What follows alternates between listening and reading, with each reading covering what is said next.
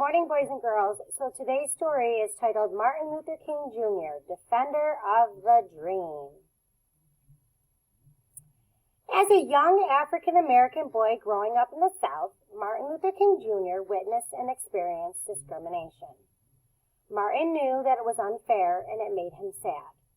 So because of his skin color being black, he was discriminated against and couldn't do what white boys could do.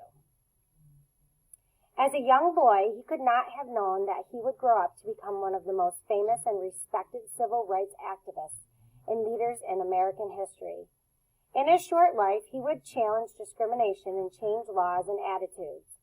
He would bring people of all races together, and this nation would become a better place because of him.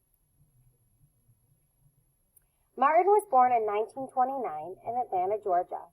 Martin had an older sister, Willie Christine, and a younger brother, Alfred Daniel.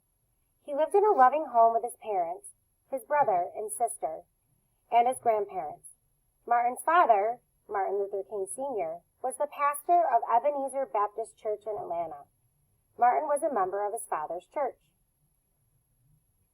Remember who she is?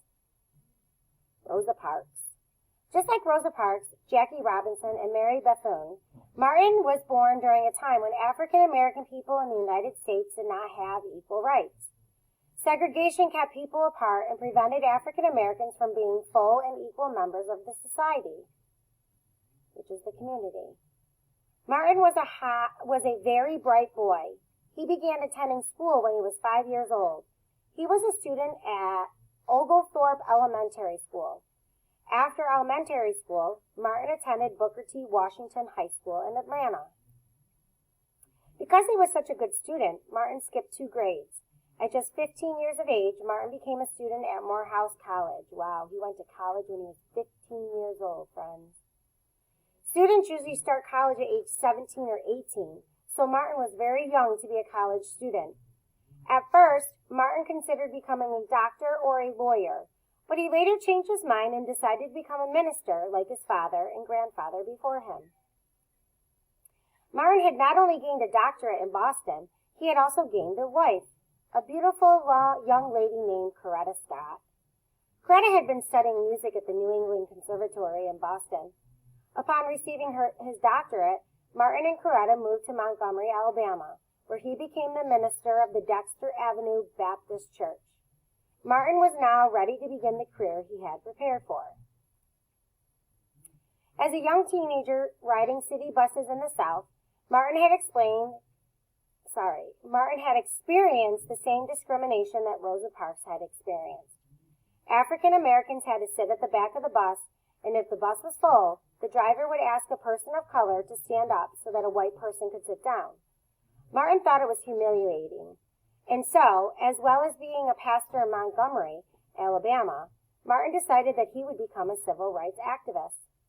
When Rosa Parks challenged racial segregation in Montgomery city bus system and a bus boycott began, Martin was asked to be the leader of this movement. The African American community stood together under his leadership. They refused to ride the buses until they were able to choose a seat freely. Do you remember how long it took? It was like 368 days or something like that, so over a year. The civil rights movement happened, the boycott. So the boycott lasted more than a year. People walked, rode bicycles, and rode in carpools to get to work. Martin led the boycott. Martin and his fellow activists were threatened and intimidated, but they did not back down.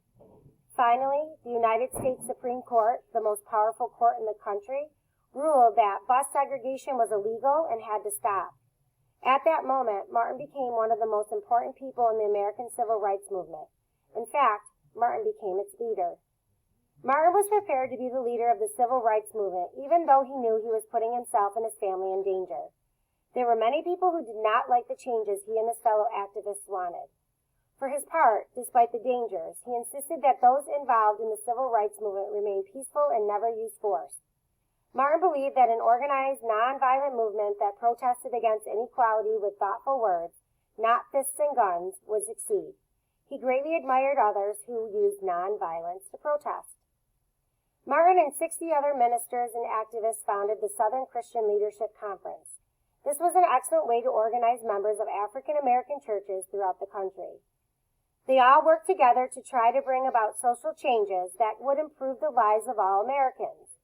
They also set out to register African Americans in the South to vote so they could use the power of their vote to bring about change. In his first speech to this group, Martin said, "We have no alternative but to protest. For many years, we have shown an amazing patience. We have sometimes given our white brothers the feeling that we liked the way we were being treated. But we come here tonight to be saved from that patience that makes us patient with anything less than freedom and justice." And so it began. African Americans living in southern states where segregation was legal began to protest. Young African American students began to hold sit-ins at lunch counters that would not serve them. So a sit-in basically is they would just go sit at a restaurant. They weren't being able to be served, but it was just to prove a point that they should be allowed to sit there and get served. Many people of different races supported the civil rights movement. People rode buses from state to state and protested in places that practiced segregation. Over and over again, they sat in at lunch counters, waiting rooms, and college campuses. Many people were arrested for taking part in these peaceful protests. Martin and his family moved to Atlanta, where he worked with his father at the Ebenezer Baptist Church. Both Martin's father and grandfather were ministers who had, during their lifetimes, worked for equal rights for African Americans. The civil rights movement kept going. Martin and others continued to demonstrate peacefully and to lead marches. During one demonstration in Birmingham, Alabama, Martin was sent to jail. There he wrote his famous letter from the Birmingham jail. In this letter, he explained that it was his view that whereas just or fair laws must be obeyed, unjust or unfair laws, such as segregation laws, must be ignored. The following year, Martin led a march in Washington, D.C. to pressure the government into changing segregation laws in southern states. More than 200,000 people walked from the Washington Monument to the Lincoln Memorial. Look at all these people. There in front of the memorial, Martin delivered his famous "I Have a Dream" speech. He said that he hoped for a day when people would be judged not by the color of their skin, but by the content of their character, so by who they are.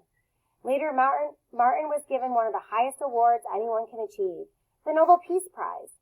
With this award came $54,000 in prize money, which he donated to a number of civil rights groups. Martin often felt threatened. He often feared for his own safety and that of his family. In his lifetime, Martin was jailed 30 times, but he was a peaceful warrior who fought with words. Sadly, in 1968, this courageous man was killed. This terrible tragedy happened in Memphis, Tennessee. Martin had gone to that city to support workers who were not being treated fairly. Martin seemed to have had a feeling that he would not live to see the changes he so wanted. The night before he died, Martin told a crowd gathered to hear him speak, "I've seen the promised land. I may not get there with you, but I want you to know tonight that we, as a people, will get to the promised land." Because of Martin Luther King Jr. and those people involved in the civil rights movement, a law was passed called the Civil Rights Act, which banned segregation, which means that black people could do the same stuff as the white people. They were no longer allowed to be segregated or pushed aside or told what to do or go where they only could go. This was followed by a law called the Voting Rights Act, which removed any restrictions on the right to vote for African Americans.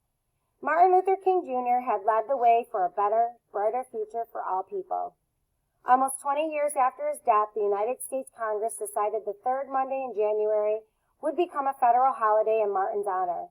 On this day, we remember this extraordinary man for all that he achieved.